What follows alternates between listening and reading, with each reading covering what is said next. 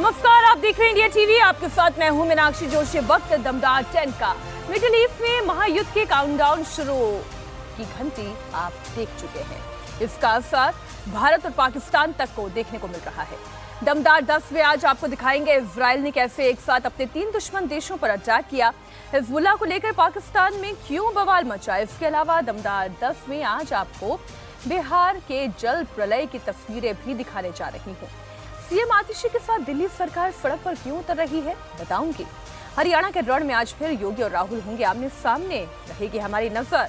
वहीं आज Kolkata doctor rape murder case को लेकर सुप्रीम कोर्ट में अहम सुनवाई है, इस पर भी हमारी नजर होगी। कृष्ण जन्मभूमि और शाही ईदगाह को लेकर भी आज हाई कोर्ट में सुनवाई है। वहीं आज हिंदू संगठनों का कुल्लू में अवैध मस्जिद के विरोध में बड़ा प्रदर्शन है। आपको दिखाऊंगी बीजेपी नेता संगीत सोम ने किसे जूते से पीटने की धमकी दी। सारी खबरें दमदार 10 में, लेकिन सबसे पहले दादा साहेब फाल्के पुरस्कार का ऐलान हुआ है। मिथुन चक्रवर्ती को दादा साहेब फाल्के पुरस्कार से सम्मानित किया जाएगा। केंद्रीय मंत्री अश्विनी वैष्णव ने पोस्ट करके ये जानकारी दी है।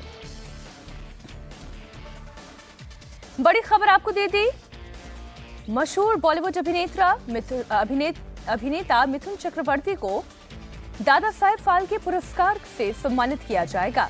उनके नाम का ऐलान अश्विनी वैष्णव ने अपने एक्स पोस्ट के जरिए किया। अब बात होगी इजराइल के ऑपरेशन ऑल आउट की। इजराइल ने अपने दुश्मनों को चुन चुन कर खत्म करने की कसम खा ली है। इजराइल की सेना इस वक्त मल्टी फ्रंट युद्ध लड़ाई लड़ रही है। 24 घंटे के अंदर अंदर इजरायली फोर्स ने एक साथ 3 देशों पर हवाई हमला किया है। इजराइल लेबनान में हिजबुल्लाह के ठिकानों पर लगातार बम बरसाए जा रहे हैं, तो वहीं अब 1800 किलोमीटर दूर यमन के हूती विद्रोहियों पर भी इजराइल ने अटैक कर दिया है। पिछले कई महीनों से यमन के हूती विद्रोही इजराइल पर मिसाइल दाग रहे थे। 2 दिन पहले हूती ने तेल अवीव पर मिसाइल अटैक किया था और अब इसके जवाब में इजराइल ने यमन के अहम बंदरगाह को और पावर प्लांट को टारगेट करके उसे तबाह कर दिया है। इजराइल ने गाजा में भी ऑपरेशन तेज कर दिया है। गाजा में हमास को जड़ से खत्म करने के लिए इजराइल ने कई हवाई हमले किए। हमास के कब्जे में अभी भी इजराइल के 100 से ज्यादा बंधक मौजूद हैं। इजराइल ने बंधकों को ढूंढने का ऑपरेशन तेज कर दिया है। इजराइल इस वक्त चौतरफा युद्ध कर रहा है। वो अकेले ही 4 मोर्चों पर ईरान, हिजबुल्लाह, हमास और यमन के हूती विद्रोहियों पर कहर बनकर टूट रहा है। इजरायली एयरफोर्स के लड़ाकू विमानों ने यमन के बंदरगाह शहर होदेइदा में हूती विद्रोहियों के ठिकानों पर दर्जनों हमले किए। इजरायली लड़ाकू विमानों ने यमन के रास इस्सार और होदेइदा के इलाके में हूती विद्रोहियों के ठिकानों पर अटैक किया। आईडीएफ ने यह अटैक होदेइदा के पावर प्लांट और बंदरगाह को निशाना बनाकर किया। इजराइल के मुताबिक जिस पोर्ट पर अटैक किया गया है उसका इस्तेमाल तेल आयात करने के लिए किया जाता है। आईडीएफ ने स्टेटमेंट जारी करते हुए जानकारी दी कि वो इजराइल के नागरिकों के लिए खतरा पैदा करने वाले किसी भी व्यक्ति पर कार्रवाई करेंगे और उससे नुकसान पहुंचाने के लिए ऐसे ही काम करते रहेंगे, चाहे उन्हें फिर कितनी भी दूर तक क्यों ना जाना पड़े। ये इस वक्त जो मैप आप देख रहे हैं, आपने देखा कैसे यमन पोर्ट पर इजराइल ने हमला किया और उसी हमले की अब ये तस्वीरें आ गई हैं। यमन पोर्ट पर इजरायली हमले की ये तस्वीरें देखें, जगह जगह धुआं दिखाई दे रहा है। दरअसल ये बंदरगाह है जहां पर हमला किया गया है। यमन के पोर्ट पर एयर स्ट्राइक की गई है। आग का ये गुबार और उसके बाद फिर ऊपर उठता हुआ धुआं आप देखें। इजराइल की नॉन स्टॉप बमबारी जारी है और इस बार यमन के हूती विद्रोहियों को इजराइल ने निशाना बनाया है। इजराइल ये तय कर चुका है फिर उनके अपनों पर चाहे कोई भी अटैक क्यों ना करे, फिर चाहे वो यमन से हो, लेबनान से हो, वो गाजा से हो, पलटवार होगा और जबरदस्त होगा। यही इजराइल का तरीका है। यमन के हूती विद्रोही पिछले कई महीनों से इजराइल पर अटैक कर रहे हैं। पिछले दिनों हूती ने तेल अवीव के एयरपोर्ट को टारगेट करके बैलिस्टिक मिसाइल दागी थी। हूती ने बेंजामिन नेतन्याहू के अमेरिका से अपने देश लौटने के दौरान सरफेस टू सरफेस मार करने वाली मिसाइल कुछ घंटे पहले सेंट्रल इजराइल से लॉन्च की थी और अब इसी के जवाब में इजराइल ने यमन के पोर्ट और पावर प्लांट को निशाना बनाया है। पावर प्लांट को निशाना बनाने का सीधा मतलब ये है कि पूरी तरीके से इलेक्ट्रिसिटी की सप्लाई को, उसके प्रोडक्शन को ठप कर देना। दरअसल ये कमर तोड़ने की कोशिश है, यमन की कमर तोड़ने की कोशिश, जहां से लगातार हूती विद्रोही इस वक्त इजराइल पर निशाना साधे हुए हैं। इजराइल ने हूती के खिलाफ अपने ऑपरेशन की नई तस्वीरें जारी की है, जिनमें फाइटर प्लेन ने 1800 किलोमीटर दूर यमन में बम बरसाए हैं। हूती के पोर्ट और पावर प्लांट को तबाह किया गया। उन लड़ाकू विमानों की तस्वीरें इजराइल की तरफ से जारी की गई हैं। ये आप देखिए यमन पर हमला करने वाले जेट की ये तस्वीर। हमला करने से फौरन पहले जब इजराइल के ये फाइटर विमान उड़ान भर रहे थे, इजराइल अपने दुश्मनों को चुन चुन कर मार रहा है। इजराइल एक छोटा सा देश जो चारों तरफ अपने दुश्मनों से घिरा हुआ हो, चाहे वो ईरान की बात करें, लेबनान की बात करें या फिर यमन की बात करें, जहां से हूती विद्रोही लगातार इजराइल के लिए सिरदर्द बने हुए हैं। तीनों फ्रंट पर इस वक्त इजराइल लड़ाई लड़ रहा है। इधर इजराइल ने लेबनान में हिजबुल्लाह के लड़ाकों को खत्म करके अपने मिशन के तहत हवाई हमले तेज कर दिए। पिछले 24 घंटे में इजरायली सेना ने लेबनान के 2 अलग अलग इलाकों में ताबड़तोड़ हवाई हमले किए। इजराइल ने बेरूत के दहिया और बेका घाटी में हिजबुल्लाह के ठिकानों को निशाना बनाया। इजरायली एयर स्ट्राइक में कम से कम 45 लोग मारे गए हैं और 76 लोगों के घायल होने की जानकारी आ रही है। ऐसे ही एक इलाका आप देखिए जहां पर इजराइल ने अटैक किया। एक गली दिखाई दे रही है, चारों तरफ मल्टी स्टोरी बिल्डिंग दिखाई दे रही है। अब ये बिल्डिंग कम खंडहर ज्यादा दिखाई देती हैं क्योंकि आग का, धुएं का असर इस पूरे इलाके में दिखाई दे रहा है। ऐसा लग रहा है जैसे मानो रिहाइश यहाँ पर खत्म हो चुकी हो।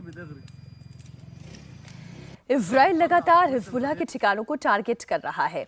इजराइल की ताबड़तोड़ एयर स्ट्राइक से लेबनान के कई इलाके कैसे खंडहर बन गए हैं, उनकी तस्वीरें भी इस वक्त मैं आपके सामने रख रही हूँ।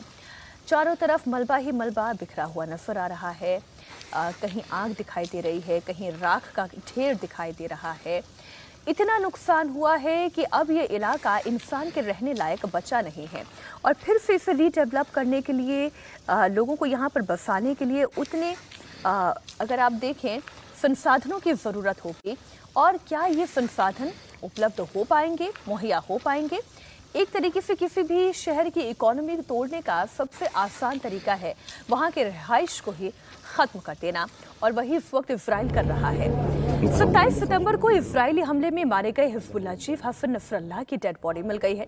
मेडिकल और सुरक्षा टीमों ने नसरल्लाह के शव को हमले वाली जगह से बरामद कर लिया है। एजेंसी के मुताबिक नसरल्लाह के शरीर पर हमले के सीधे निशान नहीं हैं। उसकी मौत के पीछे तेज धमाके हुए हैं और यही ट्रॉमा की बड़ी वजह माने जा रहे हैं। ये देखिए तस्वीरें, जहां पर ये एयर स्ट्राइक हुई थी वहीं से नसरल्लाह का शव बरामद कर लिया है। नसरल्लाह की मौत के बाद हिजबुल्लाह ने हाशिम सफीलुद्दीन को अपना नेता चुन लिया है। हाशिम दीन नसरल्लाह का चचेरा भाई है। हाशिम सफीलुद्दीन नसरल्लाह की मौत का बदला लेने की बात कर रहा है। उसने कहा है कि इजराइल का ये जश्न अब ज्यादा दिन नहीं चलेगा, लेकिन कदम क्या उठाए जाएंगे ऐसे मौके पर, तब जब इजराइल इन लोगों के खून का प्यासा बना हुआ है। नसरल्लाह की मौत से बौखलाया हुआ हिजबुल्लाह पलटवार कर रहा है। हिजबुल्लाह ने इजराइल पर कई रॉकेट दागे। उत्तरी इजराइल के हाफिया में हिजबुल्लाह ने जो हमला किया उसकी तस्वीरें अब मैं आपके सामने रखने जा रही हूं।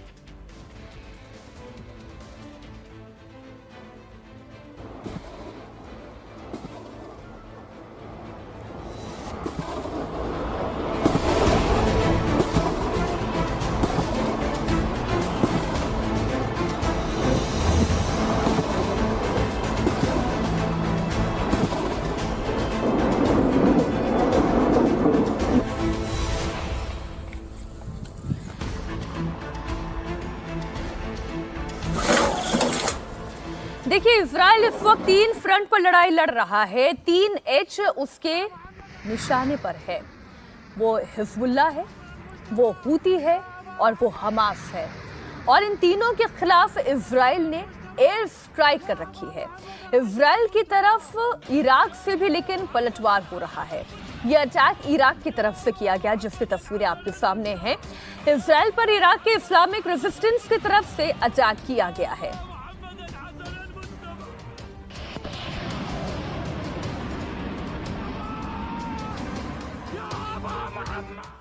नसरल्लाह के खात्मे के बाद भी इजराइल का नॉन स्टॉप एक्शन जारी है। इस बीच इजराइल के एक्शन से पाकिस्तान में भी रोना धोना शुरू हो चुका है। कराची में इजराइल के हमले के विरोध में बड़ी रैली निकाली गई, जिसमें सैकड़ों की संख्या में लोग सड़कों पर उतरे। अमेरिका और इजराइल के खिलाफ नारेबाजी भी हुई। भीड़ यूएस कॉन्सुलेट की तरफ बढ़ने की कोशिश कर रही थी। पुलिस ने भीड़ को रोकने का प्रयास किया तो भीड़ ने पुलिस पर ही हमला बोल दिया। पुलिस कर्मियों पर भीड़ ने जबरदस्त पत्थरबाजी की। कराची की सड़कों पर दंगे सा माहौल हो गया। पुलिस ने कड़ी मशक्कत के बाद प्रदर्शनकारियों को यूएस कॉन्सुलेट की तरफ बढ़ने से रोक तो लिया, लेकिन तब तक माहौल कराची का बहुत बिगड़ गया। कराची के साथ साथ पाकिस्तान के बाकी हिस्सों में भी इसी तरह रैलीज निकाली गई। हिजबुल्लाह पर इजराइल के हमले का विरोध किया गया और उसकी कार्रवाई की निंदा भी की गई। उत्तर प्रदेश में पूर्व बीजेपी विधायक संगीत सोम की बात करेंगे, जो एक बार फिर अपने विवादित बयानों की वजह से सुर्खियों में हैं। पिछले दिनों एक अधिकारी को धमकाने का ऑडियो वायरल होने के बाद संगीत सोम का एक और वीडियो सामने आया। इस वीडियो में उन्होंने स्वीकार किया कि वायरल ऑडियो में आवाज उन्हीं की है और उन्होंने ही अधिकारी को धमकाया भी था। उन्होंने यहाँ तक कह दिया कि अगर अधिकारी ठीक से काम नहीं करेंगे तो उन्हें वो जूतों से पिटवाएंगे। कहा यह जा रहा है कि संगीत सोम जिसे फटकार लगा रहे हैं वो अधिकारी एआर कोऑपरेटिव पद पर है। मामला गन्ना समिति के इलेक्शन से जुड़ा हुआ है। संगीत सोम का धमकी देने वाला ऑडियो समाजवादी पार्टी के चीफ अखिलेश यादव ने शेयर किया। अखिलेश यादव ने ऑडियो शेयर करते हुए लिखा कि जैसा जिसका होता हमजोली वैसी ही होती उसकी बोली। अखिलेश ने एक और ट्वीट में लिखा कि अधिकारी चाहे कहीं आज का नहीं चाहिए भाजपा। संगीत सोम के इस ऑडियो में आखिर ऐसा क्या? नहीं सर, आप कहना कैसे, मुझे क्या पता सर सकौती में क्या हो रहा है सर। मैं आपको कहना चाह रहा हूँ सुन लीजिए। क्या कहना चाह रहे हैं बोलिए सर।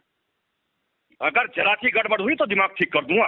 सर मेरी क्या गड़बड़ होगी वहाँ पे? मैं इलेक्शन करा रहा हूँ कि सर वहाँ पर सर। नहीं, वो ऑफिस से उठा कर लाऊंगा तो मैं वहीं जहाँ इलेक्शन हो रहा है। फिर दिमाग खराब है तुम्हारे। अरे सर तुम इतने एक्टिंग में बात करोगे? शर्म नहीं आ रही तुम्हें? किससे बात कर रहे हो? अरे सर मैं ये पूछ रहा हूँ कि हुआ क्या है सर। मैं तो ये कह रहा हूँ निर्वाचन अधिकारी नियुक्त किया, वो इलेक्शन करा रहा है। आप बताइए तो सर बात क्या है सर। तुमने नहीं कहा उसे 5 बजे के बाद कैसे पर्चा एक्सेप्ट कर लोगे तुम किसी का? कैसे करा तुमने कैसे कहा उसे निर्वाचन अधिकारी को कर लो तुम इसे? 5 बजे के बाद कोई क्यों करेगा सर?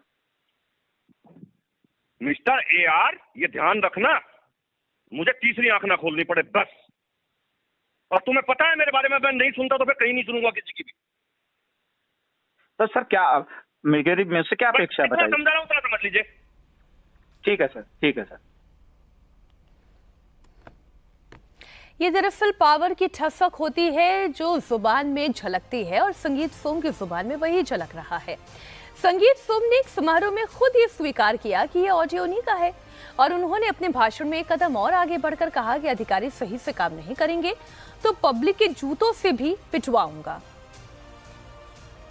अभी एक वीडियो चल रहा था, बहुत से पत्रकार बंधुओं भी मुझसे पीछे भी पूछ रहे थे, साहब आपने एक अधिकारी को धमकाया, आपका बड़ा वायरल हो रहा है वो वीडियो कि आपने एक अधिकारी को धमकाया। दूसरा नेता होता क्या कहता, नहीं मेरा वीडियो ही नहीं है, वो मेरी आवाज ही नहीं है। मुझसे अभी पत्रकार बंधु पूछ रहे थे कि आपने धमकाया। मैंने कहा हाँ मैंने ही धमकाया। क्यों धमकाया? मैंने कहा कम धमकाया, कम धमकाया। अगर सही से काम नहीं करेंगे, कानून का पालन नहीं करेंगे तो पब्लिक के जूतों से भी पिटवाऊंगा। अभी तो ये काम देखो। उत्तर प्रदेश के महाराजगंज में बीजेपी के 2 विधायक आपस में ही भिड़ पड़े। महाराजगंज जिला पंचायत की बैठक में बजट आवंटन को लेकर बीजेपी के 2 विधायकों में जमकर नोकझोंक हुई। सिसवा सीट से बीजेपी विधायक प्रेम सागर पटेल और सदर विधायक जयमंगल कनौजिया के बीच बहस हुई। बजट आवंटन को लेकर दोनों विधायकों के बीच जमकर गर्मागर्मी भी हुई, कहासुनी की नौबत भी आई। यहां तक कि हालत मारपीट तक पहुंचने वाली थी। किसी तरह से नौतनवा विधायक ऋषि त्रिपाठी ने बीच बचाव करके इस विवाद को शांत कराया। उस वक्त वहां क्या हो रहा था, आप पहले तस्वीरों में देखिए।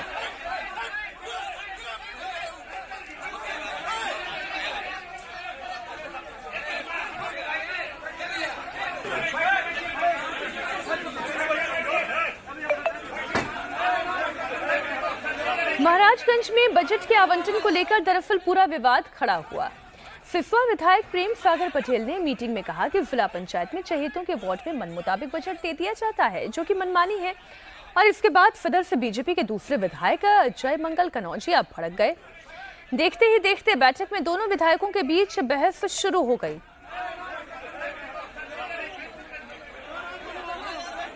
महाराजगंज में बीजेपी विधायक में हुई झड़प का यह वीडियो सामने आने के बाद अखिलेश यादव ने मौका तो नहीं छोड़ा और कोई भी पॉलिटिकल पार्टी तंज करने से क्यों बचे। अखिलेश यादव ने वीडियो शेयर करते हुए बीजेपी पर तंज कसा। उन्होंने एक्स प्लेटफॉर्म पर लिखा कि ये बीजेपी के बीते चुनाव में हार की हताशा है और आने वाले चुनाव में हार की निराशा भी है।